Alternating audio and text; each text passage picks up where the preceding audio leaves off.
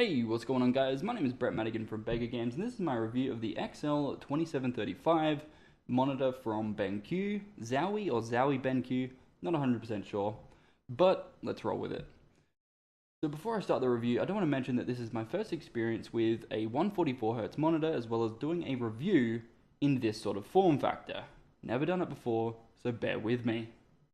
The XL2735 is a 27-inch TN panel that supports a resolution of 2560 by 1440 at 60, 100, 120 or 144 Hz with a 1 millisecond GTG response time.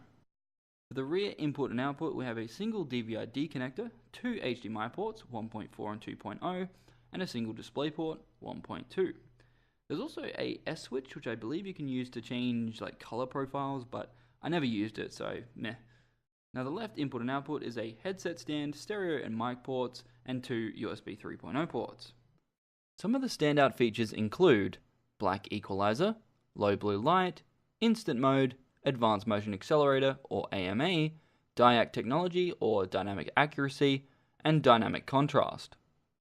Making the transition from my old 60Hz monitor, the LG Flatron E2441, to the XL2735 144Hz monitor was really quite eye-opening, pardon the pun.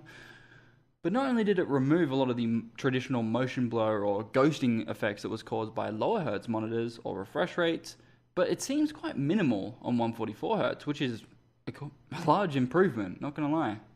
Now this monitor is marketed towards eSports. Now, what does that actually mean? And is it just a marketing ploy? Because if their whole idea of eSports or eSports branding is purely based on having these flaps on the side, I don't know, man. It just doesn't really, it just doesn't speak eSports to me. It just speaks, oh, you have a directed vision view now. Okay. So honestly, I don't really understand it, but I don't play any of my games competitively, so honestly, I can't really make an assumption as to whether or not it would work. So, yeah, I'm sorry, I can't. Like, I didn't use them. An advanced on-screen display is still a mystery to me for two reasons. One, why is the input changer buried under 7 button presses? Because, old monitors actually had them as a dedicated button? Why does it feel like we're going backwards? And two, why is black equalizer on by default? It makes blacks brighter. Therefore, it's sort of redundant if you're on by default. It's honestly, I don't know, it weirds me out. Maybe that's like the eSports thing, like you want to be able to see people hiding in the dark. I have no idea. It's just really weird. Now, if you decide to use the S switch, there is a dedicated input button, but if you're a person like me and you're not going to use it, you still have to dig through the options menu. But that should not be required to change the input of the display. Why did we get away from the actual hardware button?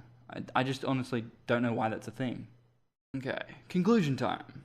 Personally, I think the price tag of 899 Australian dollars is, well, a little bit too steep for this product. Now, what I'm going to say next isn't the reason as to why I think it's not worth $899. I can't really pinpoint where this monitor would fit in, seeing as it's marketed towards eSports, but it's just got a high refresh rate, black equalizer, and, all these other things that a lot of monitors around the same price have as well, but some of them even include FreeSync, or if you spend a little bit extra, they also have G-Sync, or if you want to go for a 24-inch monitor that's 1080p, they have G-Sync as well.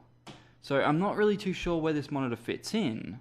Now, a feature that I did think was supported by the monitor was flicker-free technology, because in the manual it states dynamic accuracy works on refresh rates above 100 Hz and disables the flicker-free function. This implies that flicker-free is used by the monitor. Yet the product page states that the XL2735 doesn't have it at all.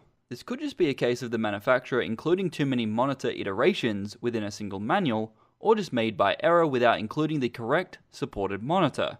It's difficult to tell. Maybe I'm just expecting too much for my money. But obviously 144Hz is a winning factor for me, seeing as I came from 60 hertz beforehand, so, you know. So I really did enjoy that. Would I recommend this monitor to content creators or gamers? I would have to say I would only recommend it if they aren't interested in FreeSync or G-Sync. However, if they are, then there are monitors within the same price range by BenQ and other manufacturers that do. So that's my review. I hope you guys enjoyed it. That's the Zowie BenQ or BenQ Zowie XL2735 27-inch monitor with 144 hertz. So, yeah. Now, you may think that this video is overly negative.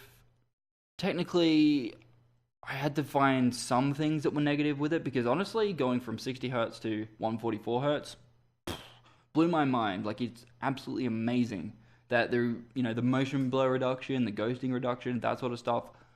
Like, it was great, right?